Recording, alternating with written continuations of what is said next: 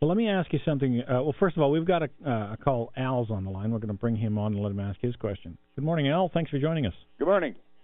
I wonder there. I remember Howard. He's quite a guy.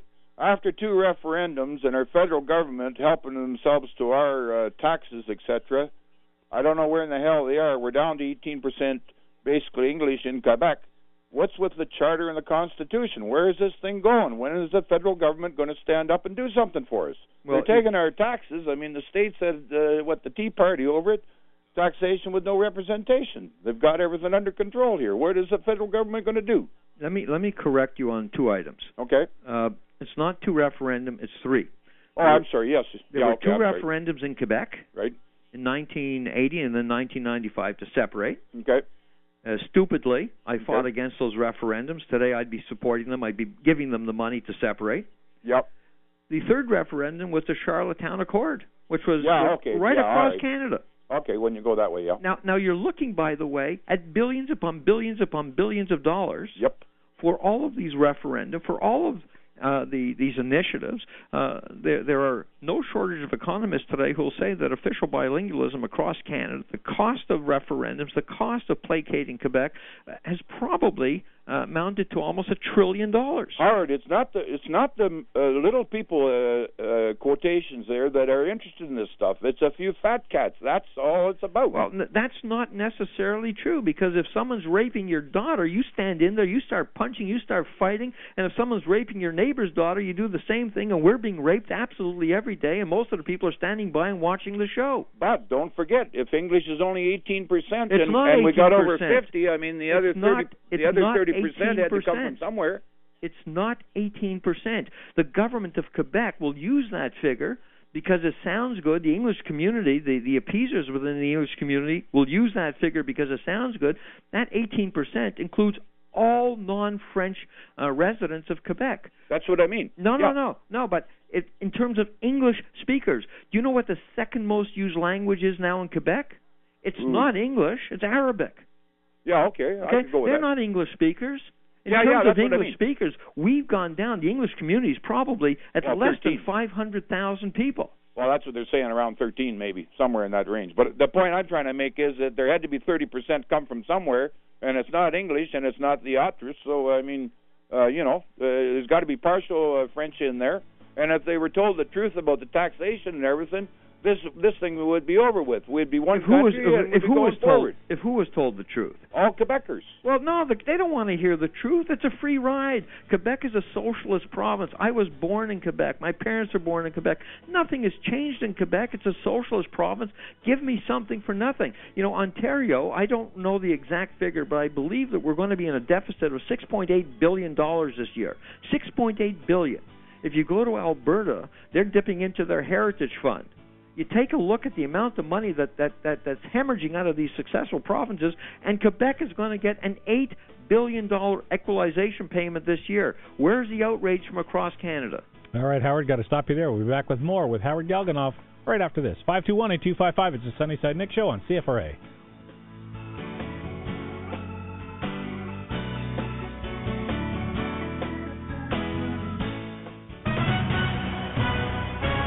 Talk Radio 580 CFRA. Weekend Weather Update.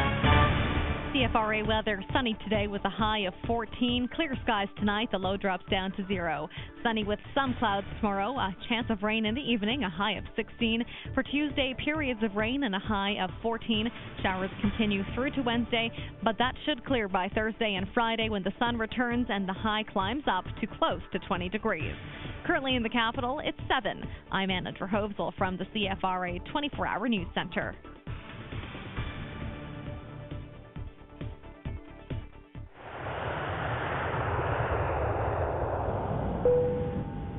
This is your captain speaking. Thank you for flying with us today. Enjoy the view outside your window. Your captain again. What a beautiful jet this is.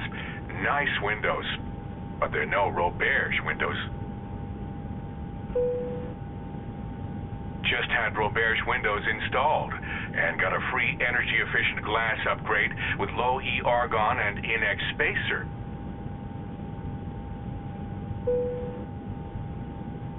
sure glad this jet practically flies itself.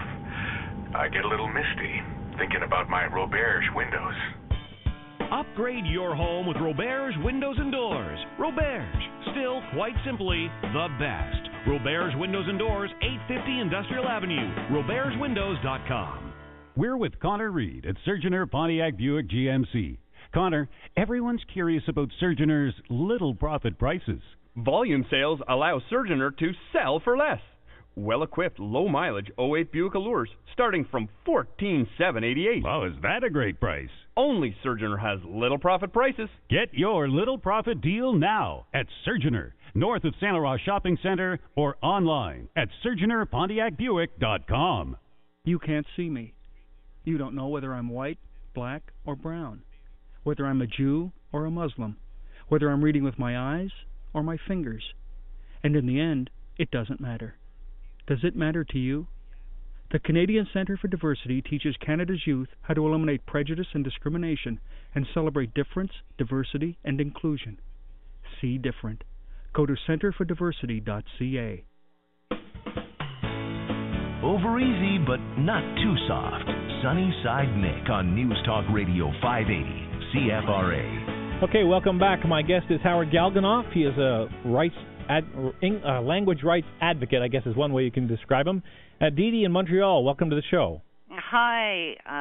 I'm delighted to even find out about your show. Someone just sent me the link today. Oh, thank you. And I'm calling because Howard and I have met. We know each other a little bit from the old days when we were fighting the fight. I just wanted to correct the skewing of the Anglophone numbers in this province and the misrepresentation.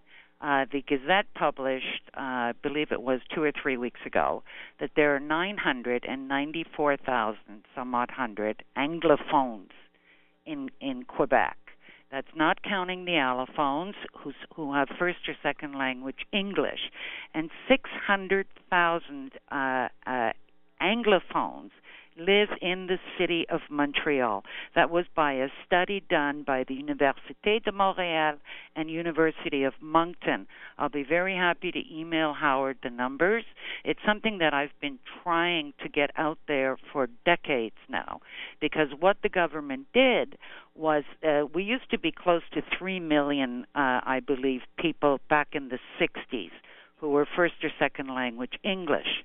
And suddenly, right after the language laws came into effect and the 600,000 people left, suddenly our numbers went from somewhere around 45% to 18%, and then it went down to 10%. And they've just been bandied about wildly, and again, supported by the federal government. So you're telling the listeners here that half of the population of Quebec in the 1960s was English speaking. I'd say in the 45% range. You're an idiot. I don't think so. Yeah, you're an idiot. You're an absolute idiot. If ever the numbers were closer to 20%, that would be more likely. And Howard, that includes real English speakers before the onslaught of all the immigrants that Quebec attracted who spoke only French. Or didn't speak any English whatsoever. People like yourself, people like the Montreal Gazette, are truly the enemy from within. Why? By saying that we have 994,000 Anglophones? Look, it never existed. I will At one point, there was 900,000 English speakers in the province of Quebec. Almost 500,000 of those now live outside the province of Quebec. No, Howard. Let me send you the figures. Oh, I don't want. Look, I've seen enough Montreal. I've seen enough Montreal Gazette figures to make me vomit.